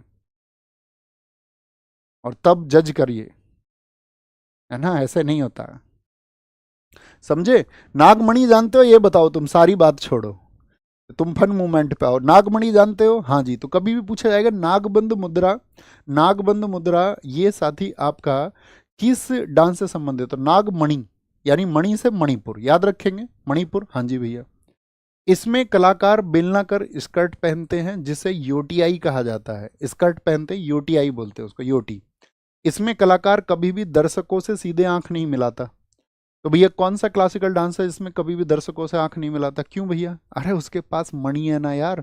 आंखें मिला ली किसी से और समझो प्यार हो गया, आंखें मिलते ही प्यार हो गया। और वो प्यार इसीलिए कर रहा है कि उसके उस डायमंड को ले ले, कैसे ही डलहौजी ने ले लिया था ना रणजीत सिंह जी से, उसकी नजर ही थी उस पर, डायमंड पे, कोहिनूर पे। दिलीप सिंह ने भेंट किया उसको। सिख साम्राज्य पढ़ाएंगे हम आपको एंशिएंट हिस्ट्री में, तब पढ़ाएंगे सारी कहानी। नजर क्यों नहीं मिलाता, कहीं मणि ना छीन ले कोई, मणि, मणि ना छीन ले। ओके। कुचिपुड़ी, कुचिपुड़ी कहाँ का बताया बताइए। ये आंध्र प्रदेश के कृष्णा जिले के गांव कुचेलापुरम के नाम पर रखा है। ये आपका AWTPO हुआ, Delhi police head constable ministry हुआ, उसमें दोनों में क्वेश्चन पूछा गया था आपका कि आंध्र प्रदेश के आपका किस जिले से, डिस्ट्रिक्ट का नाम पूछा गया था, कुचिपुड़ी का ओरिजिन हुआ है। तो किस जिले से, कृष्णा जिले से। कौन सा डिस्ट्रिक्ट बोलेंगे, कृष्णा डिस्ट्रिक्ट बोलेंगे। Okay boss. यह भाषण और शुद्ध नृत्य को जोड़ता है, यानी कि डांस और साथ में जो शब्द यहाँ से पैदा हो रहे हैं। जैसा आपने देखा होगा बहुत सारे लोग डांस करते हैं तो साथ में गाना भी गाते रहते हैं कि नहीं, हाँ जी भैया, इसको बोलते हैं माइम। तो माइम और डांस को कौन जोड़ता है, वो कुचिपुड़ी जोड़ता है। भागवत और पुराण को इसमें आधार माना जाता है, भागवत की कथाओं को और पुराणों को। पीतल की तस्तरी में पैर रख के नृत्य करने का प्रचलन है। अब देखो बड़ा अच्छा क्वेश्चन है और बहुत महत्वपूर्ण है, किस डांस में पीतल की तस्तरी तस्तरी में डांस होता है। तो मुझे बताओ, कच्ची पूड़ी है और पूड़ी खाओगे तो वैसे भी तस्तरी में ही खाओगे ना पूड़ी, तो भाई पूड़ी तो तस्तरी में ही खाई जाएंगी, या मतलब तस्तरी तो समझते होगे ना, प्लेट, ठीक है ना। तो पीतल की तस्तरी में पैर रखकर नृत्य करने का प्रचलन है। इसमें तरंग, इसे क्या बोलते हैं, इसमें तरंगम कहते हैं। और पैरों की मुद्राएं संपाद, मडिकोप्पू, कंतोरा, नागबंद। अब नागबंद यहां पर भी आ गया आपका। तो नागबंद एक आपका मुद्रा भी है, ठीक है, किससे, तो कभी वो आपको एग्जाम में दोनों नाम नहीं देगा, दोनों नाम नहीं देगा। एक तो कहां पर है, मणिपुर हमने याद रख लिया, नागमणि। और याद रख लेना एक कहां पर है आपका, कहां पर है, कुचिपुड़ी में है, कुचिपुड़ी में। भाई पूड़ी जो है वो नागों को भी खिलाई जाती है, जब नाग पंचमी होती है खीर दे देते, पूड़ी दे देते नागों को, तो पूड़ी से याद रख लेना, नाग वहां पर भी है। ये पैरों की मुद्राएं हुई, पीतल की तस्तरी को नहीं भूलना। अब मुझे बताइए, जो आपका कुचिपुड़ी है ये साउथ इंडिया में होता है कि आपका नॉर्थ इंडिया में होता है। तो आंध्र प्रदेश भैया साउथ इंडिया में है, तो अब याद करने की जरूरत ही नहीं है कि कर्नाटक संगीत होता है इसमें, हम समझ गए इस बात को। इसमें वाक बोलना, कभी कभी चुपचाप आपका डांस करना और शुद्ध नृत्य के संयोजन वाला नृत्य है। इसीलिए हमने बोला ये भाषण यानी कि और डांस को जोड़ता है, संयोजन करता है, उनका कंबाइन करता है, किसको, बोलने को, एक्सप्रेशंस को, आपके जो भी एक्सप्रेशंस होंगे, स्पीच होगी, और मूक यानी कि आपका माइम जो होता है, चुपचाप डांस करना, उस सब का संयोजन करता है। सिद्धेंद्र योगी को कुचिपुड़ी का आदि गुरु कहा जाता है, बहुत इंपॉर्टेंट है। इन्होंने एक नाटक लिखा था भामा कल्पम, क्या बोलेंगे, एक नाटक लिखा था इन्होंने भामा कल्पम। अब हम इसका जनक बोल रहे हैं तो इसका मतलब क्या है कि बीच में कहीं ना कहीं आपका कुचिपुड़ी की जो इमेज है वो धूमिल हुई थी, और उसको वापस से पहचान किसने दिलाई, वापस से, बहुत बढ़िया, NS कॉमेडी, वेरी गुड। क्या बोलेंगे, तो पहचान दिलाई इन्होंने। और कौन सा नाटक लिखा, SSC ने मैनी टाइम रिपीट किया है साथी, भामा कल्पम नाटक की रचना किसने की है, सिद्धेंद्र योगी ने। नर्तकों को भगवतालू के नाम से जाना जाता है। देखिए यहाँ पर एक वर्ड याद रख लेना, आलू।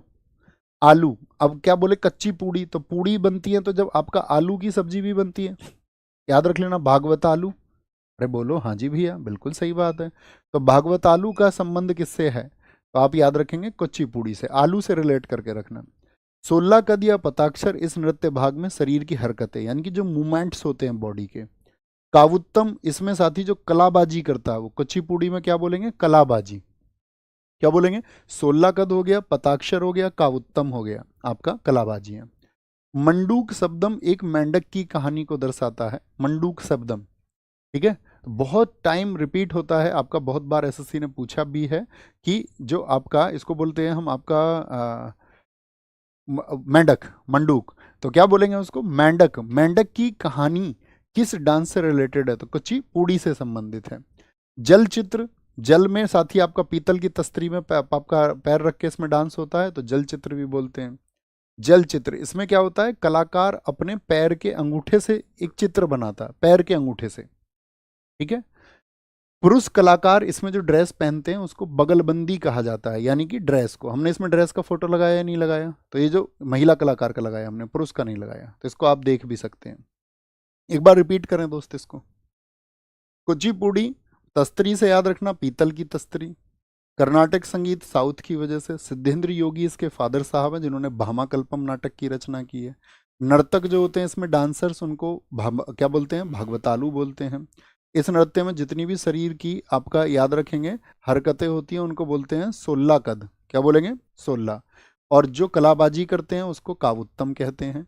मेंढक की कहानी इसमें क्या होती है, मंडूक शब्दम होती है। कूप मंडूक शब्द होता है ना, कूप मंडूक, कुएं का मेंढक, कुएं का मेंढक जिसको सीमित ज्ञान होता है उसको क्या बोलते हैं, उसको बोलते हैं कुएं का मेंढक।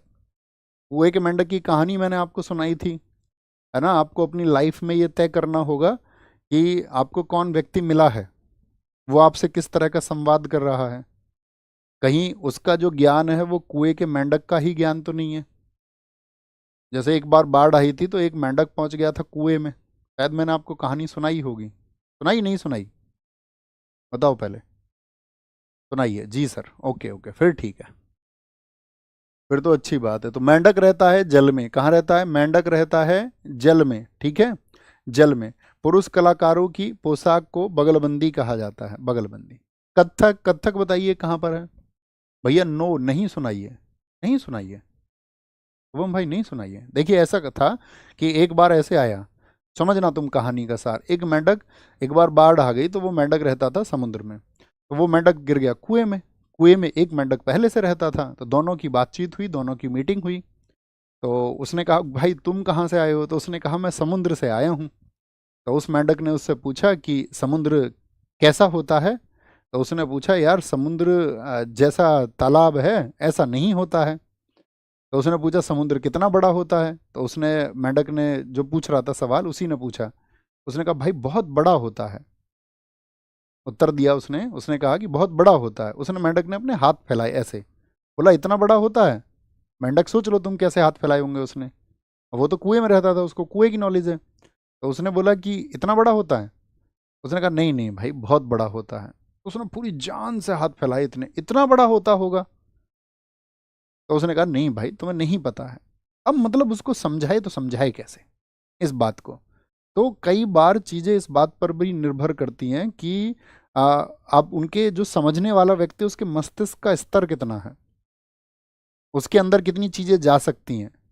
और जो समझाने वाला है वो देख के आया है सब चीज़ों को, वो सब कुछ जानता है, तो वो कई बार तो चाह के भी नहीं बता सकता सारी चीज़ें।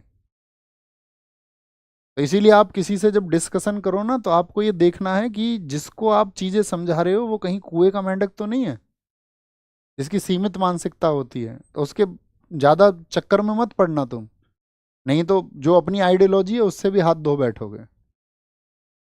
मूर्ख से मूर्ख बोलते हैं ना उसको, कि विद्वान मूर्ख से बहस करे तो वो भी मूर्ख ही बन जाता है फिर। और ये सत्य बात है, क्योंकि उसका अपना जीवन रहा है इतने वर्षों का, धीरे से नहीं बदलेगा, बहुत लंबे प्रोसेस से बदलेगा।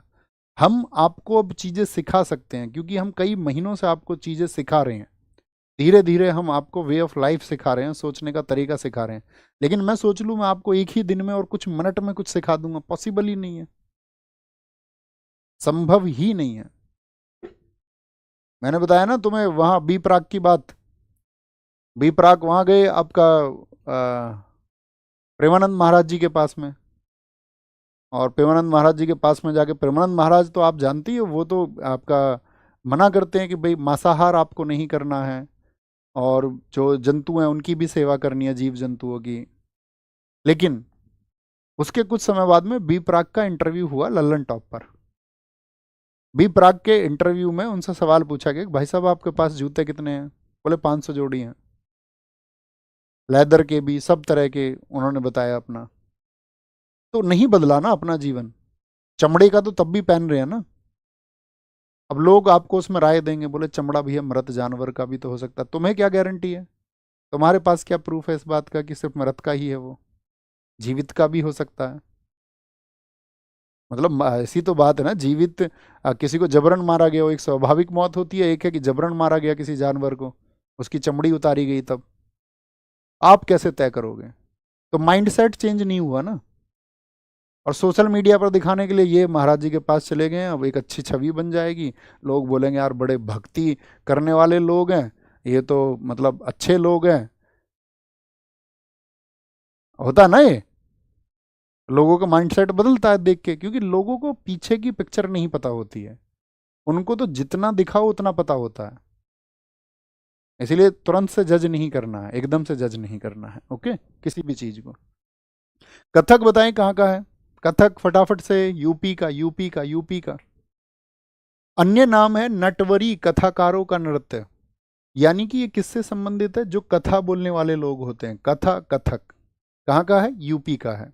यह राधा कृष्ण की कथाओं पर आधारित। राधा कृष्ण कहाँ के थे? वो साथी यूपी के ही थे।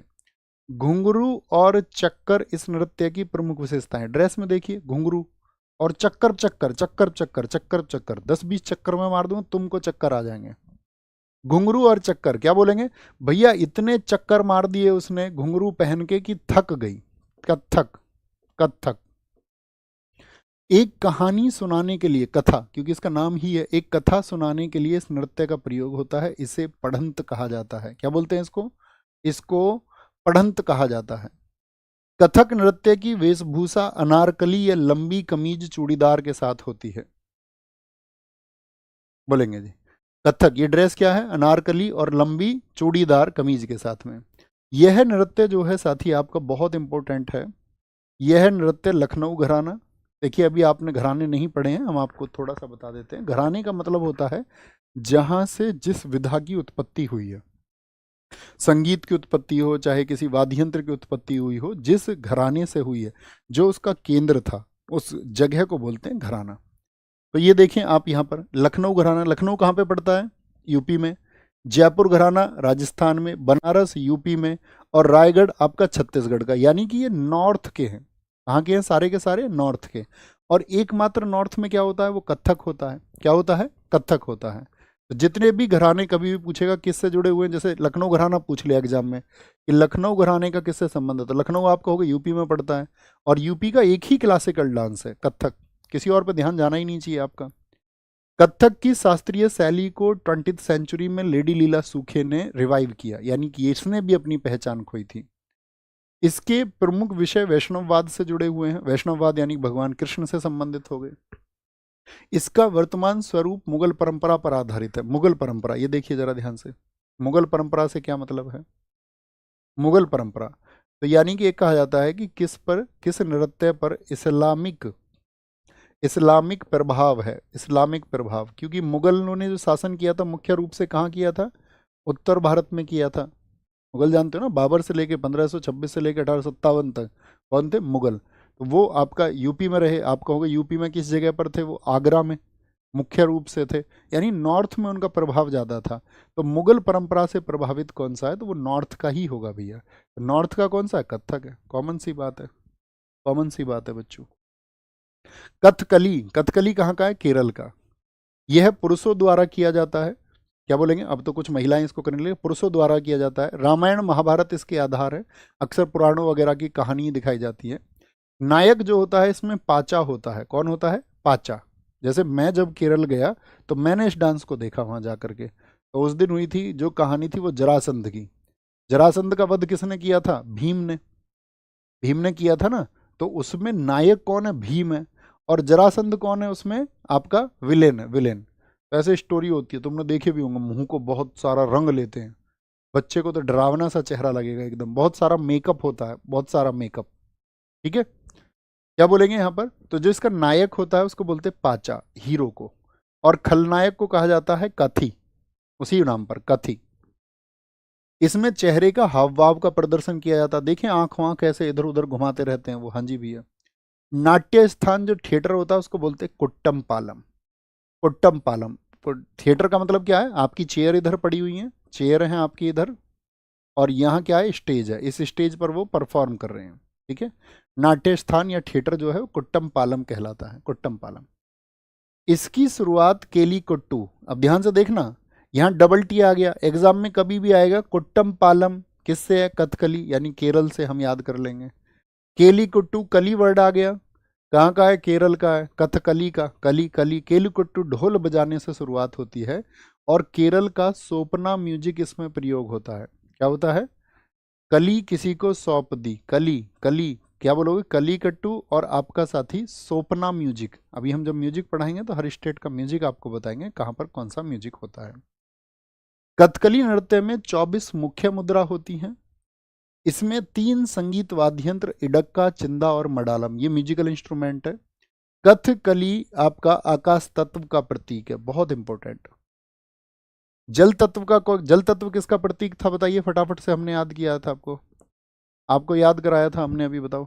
कथकली, तो इसको याद रखना। आकाश तत्व किसका प्रतीक है? तो आकाश में कैसे पहुंचोगे आप? आकाश की तरफ कला मार के, कला कला कला, जैसे किसी ने कला लगाई तो किधर उठ गया? आकाश की तरफ।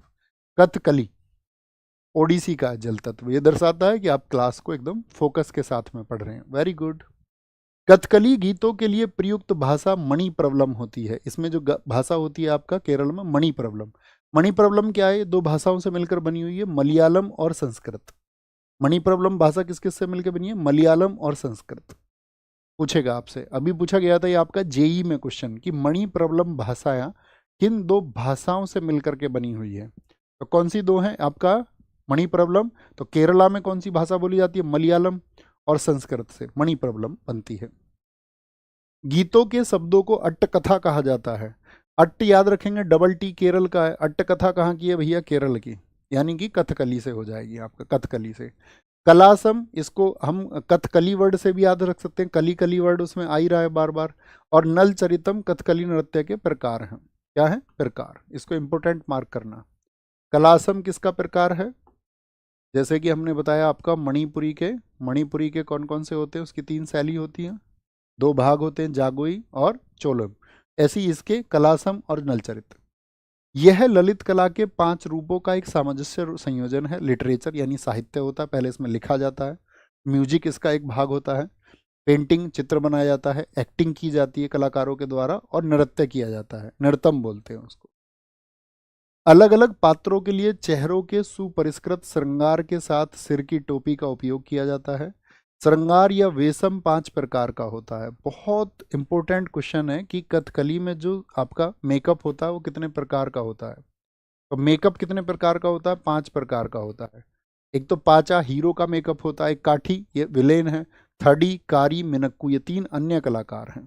ठीक है, 3 अन्य कलाकार। देखिए ना आपने, ये चेहरे पे मेकअप करके रखते हैं, फोटो में भी अभी आपने देखा होगा।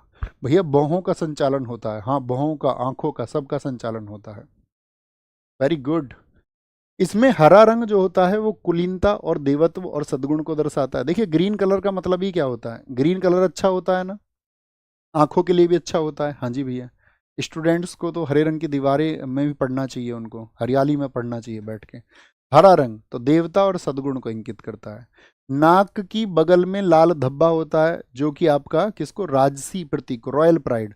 पर रेड कलर, रेड कारपेट किसके लिए बिछाया जाता है? रेड कारपेट का मीनिंग ही होता है रॉयल एंट्री। ठीक है, राजसी, राजसी लोग जो होते थे, राजा लोग आते थे। हरा रंग हो गया आपका सद्गुण को, अच्छा होता है वो। बुराई के लिए ब्लैक कलर, अंधेरे का प्रतीक है ब्लैक कलर। ब्लैक कलर किसका है? अंधेरे का प्रतीक है, तो बुराई और दुष्टता के लिए हो गया। पीला रंग ये संतों और महिलाओं के लिए, पीला रंग संतों के लिए होता है, आप जानते हो। पूरी तरह से लाल रंग से पुता चेहरा, पूरा लाल पड़ गया कोई गुस्से में, तो भैया ये तो बुराई का ही प्रतीक होगा। क्या बोलोगे? ये बुराई का प्रतीक हो जाएगा। सफेद दाढ़ी उच्चतर चेतना और देवत्व वाले प्राणियों को इंगित करती है। इतनी बड़ी बड़ी दाढ़ी होती है उनकी। जो व्हाइट बियर्ड होती है indicates being the higher consciousness. उच्चतर चेतना समझते हो? हम सब जी रहे हैं कि नहीं? आप कहोगे हाँ भैया हम जी रहे हैं। हम सब श्वास ले रहे हैं कि नहीं ले रहे हैं? हाँ जी भैया ले रहे हैं। हमारे अंदर कोई है? आपके अंदर कुछ होगा ना, ठीक है। लेकिन क्या आप अपने पूरे शरीर के संचालन को समझते हैं? जैसे कि आप अभी बैठे हैं, क्या आप ये देख पा रहे हैं, महसूस कर पा रहे हैं आपके शरीर के अंदर क्या प्रक्रियाएं इस समय चल रही हैं? हाँ या ना? आपका ही शरीर है ना, तो आप सारी प्रक्रियाओं को जानते हैं। तो ये कहा जाता है मनुष्य के बारे में, वो अपने बारे में भी बहुत थोड़ा सा जानता है। पूरी दुनिया की तो बात छोड़ दीजिए, किसी को कभी घमंड हो किस बात का कि वो बहुत कुछ जानता है, तो उसका वो दंभ और उसका ये झूठा अहंकार है। अगर उसको ये लग रहा है कि, या कभी भी इस चीज़ को वो पब्लिसाइज कर रहा हो, मैं ये जानता हूँ, मैं वो जानता हूँ, आपका मैंने ये किया, मैंने वो किया, मैंने स्टूडेंट्स के लिए, मैंने इतने विषयों को पढ़ लिया, तो किस तरह की बातें कोई करे कि मुझे उस विषय का बहुत ज्ञान है, उस विषय का बहुत ज्ञान। हाँ आप ये कह सकते हैं मैंने उस विषय को पढ़ा है, तो आप कहेंगे भैया नहीं बिल्कुल सही बात है। यानी हम स्वयं के बारे में भी सब कुछ नहीं जानते। और जिस दिन आप अपने स्वयं के बारे में सब कुछ जान जाओगे कि आपकी बॉडी में क्या प्रक्रियाएं किस तरह से चलती हैं, क्या हो रहा है, मस्तिष्क में प्रक्रियाएं कैसे होती हैं, जब आप वो सब कुछ समझ जाते हैं तो इसको बोलते हैं आप कॉन्शियसनेस के लेवल पे हैं। आप उच्चतर चेतना पे पहुंच चुके हो, उच्चतर चेतना पे। सफेद दाढ़ी उच्चतर चेतना और देवत्व वाले प्राणियों, देवता प्राणियों को इंगित करता है। मोहिनी अट्टम, मोहिनी का मतलब होता है सुंदर, जो मन मोह ले, और अट्टम का मतलब होता है डांस। आपको याद होगा भगवान विष्णु थे, एक वो राक्षस था भस्मासुर, वो सब लोगों को परेशान करता था, जिसके सिर पर हाथ रख दे उसी को भस्म कर देता था। तो क्या किया था भगवान विष्णु जी ने? मोहिनी का रूप धारण किया। जब देवता गए उनके पास में, जी हमें बचा लो, तो उन्होंने मोहिनी का रूप धारण किया और डांस डांस में भस्मासुर को फंसा लिया। उन्होंने भस्मासुर को फंसा के उसके ऊपर ही हाथ रखवा दिया, मतलब कॉपी करवाई उससे अपने डांस की, और डांस डांस में हाथ रख दिया, तो भस्मासुर ने भी हाथ रख दिया अपने ऊपर, भस्मासुर भस्म हो गया। तो उस डांस को दर्शाता है मोहिनी। तो ये एक महिला करती है इसको, मोहिनी तो कौन होगी? एक महिला ही होगी। बालों में चमेली के फूल लगते हैं। ये नृत्य केरल में कसावू साड़ी पहनी जाती है, कसावू साड़ी। जब हम केरल गए तो हम भी लेके आए अपनी मम्मी के लिए, आप भी लेके आना, ठीक है। ये हम आपको परिधान में बताएंगे कहाँ की साड़ियाँ फेमस हैं, कहाँ की साड़ियाँ फेमस हैं। तो केरल में कसावू साड़ी पहनी जाती है। इस नृत्य का उल्लेख व्यवहार माला नामक प्राचीन ग्रंथ में किया गया है। क्या बोलेंगे? व्यवहार माला साथी एक आपका प्राचीन ग्रंथ है, जिसका संबंध किससे है? केरल से है। अब यहाँ पर एक क्वेश्चन हम आपसे पूछ सकते हैं कि व्यवहार माला जो ग्रंथ है वो किसने लिखा है, उसके लेखक कौन है, राइटर कौन है? तो राइटर कौन बताएंगे? कोई बता पाए राइटर? नंबूदरी याद है हमको, नारायण नंबूदरी। जी भैया हम पक्का लेके आएंगे, हाँ लेके आना। नारायण बता रहे हो? गमोछा होता है, गमछा नहीं। बहुत बढ़िया, ये है मांझा मंगला, इसके लेखक लिखना मांझा मंगला, लेखक है इसके। माझा मंगलम भी बोलते हैं उनको, माझा मंगलम, माझा मंगलम नारायण नंबूदरी। नारायण, नारायण याद रख रखा है कई साथियों ने, बहुत अच्छी बात है। नारायण नंबूदरी याद रख लेना, ज़्यादा कठिन लगे तो, ओके, कोई ऐसा इशू नहीं है। तो किस ग्रंथ में इसकी जानकारी मिलती है? व्यवहार माला ग्रंथ में मिलती है। विष्णु के, भगवान विष्णु के स्त्री रूप की कहानी है ये, उन्होंने स्त्री का रूप रखा था, हाँ जी। उन्होंने जादू कर दिया था भस्मासुर के ऊपर, तो इसको जादूगरनी का नृत्य भी कहते हैं, जादूगरनी का नृत्य। इसमें भी क्या होता है, क्योंकि ये भी केरल का है, तो मणि प्रबलम भाषा कौन सी दो भाषाओं से मिलकर बनी है? मलयालम और संस्कृत से। तेविती चियट्टम, नंगई नाटकम और दसी अट्टम इसके प्रकार हैं, इसके प्रकार हैं। देखिए दसी और दासी में अंतर हो जाएगा। दासी अट्टम है भरतनाट्यम, ये है दसी अट्टम, दसी अट्टम। सत्रिया, सत्रिया क्या बताया था आपने, किस वर्ष में शामिल हुआ था बताइए? 8वां। क्या बोलेंगे? ये 8th है। इसको वर्ष 2000 में शामिल किया गया था। कब? बहुत इंपॉर्टेंट है साथी, बार बार अगर मैं कहूँ सबसे ज़्यादा यही एसएससी रिपीट करती है। सबसे ज़्यादा क्वेश्चन जो पूछे जाते हैं वो सत्रिया से पूछे जाते हैं। आजकल एग्जाम्स में, तो इसीलिए बहुत गौर से पढ़ना है इसको सारे को। इसकी खोज 500 वर्ष पूर्व हुई थी, यानी ये कितना पुराना है, 500 वर्ष पुराना है। इसके संस्थापक जो हैं वो श्रीमद शंकर देव हैं। कौन है बॉस? श्रीमद शंकर देव, ठीक है, श्रीमद शंकर देव हैं। असम के वैष्णव मठों में विकसित नृत्य है ये, असम के वैष्णव मठों में।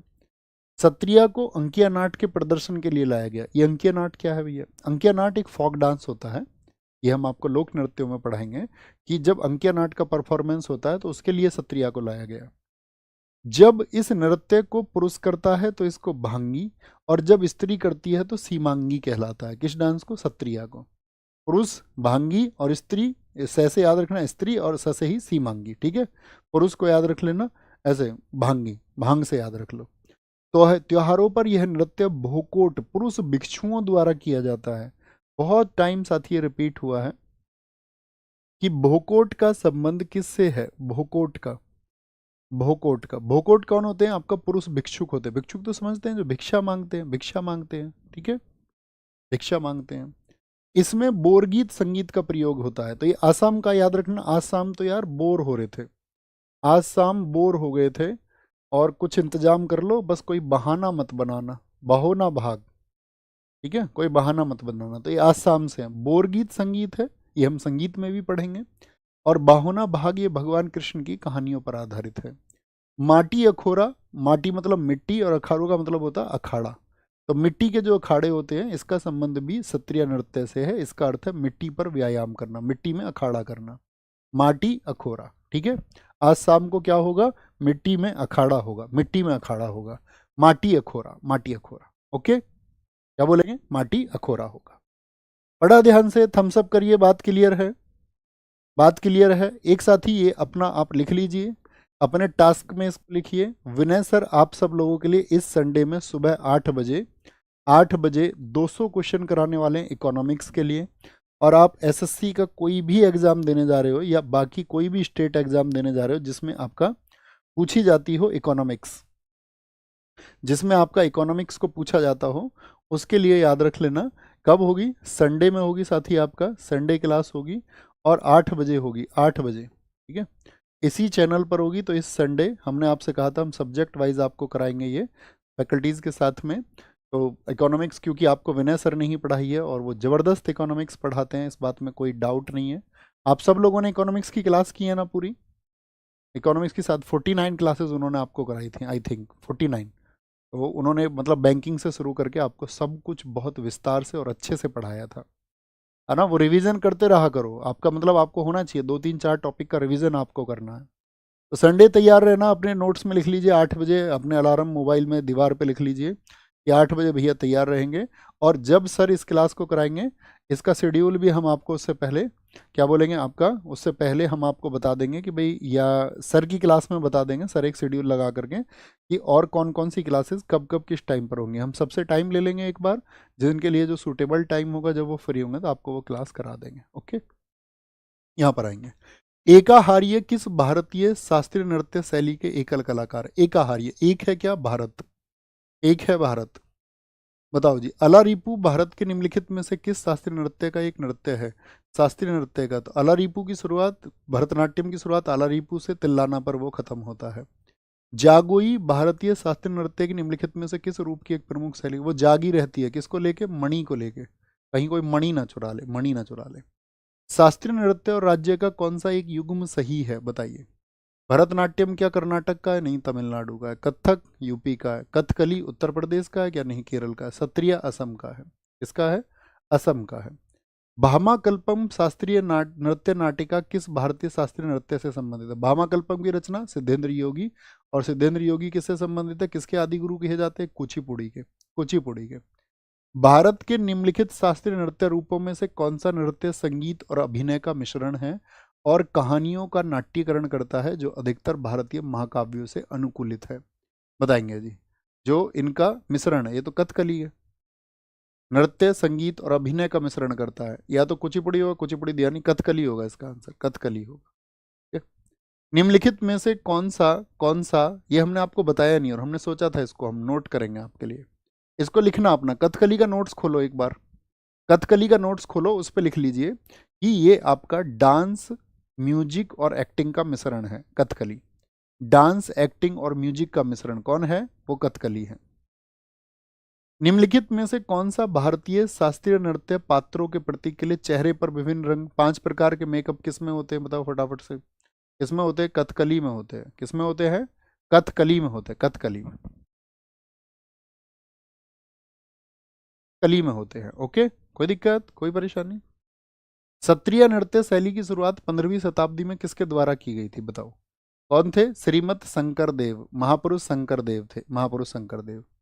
मोहिनी अट्टम नृत्य में प्रयोग किए जाने वाला मुख्य ताल वाद्य यंत्र निम्नलिखित में से कौन सा है? ये आपका होमवर्क का क्वेश्चन है।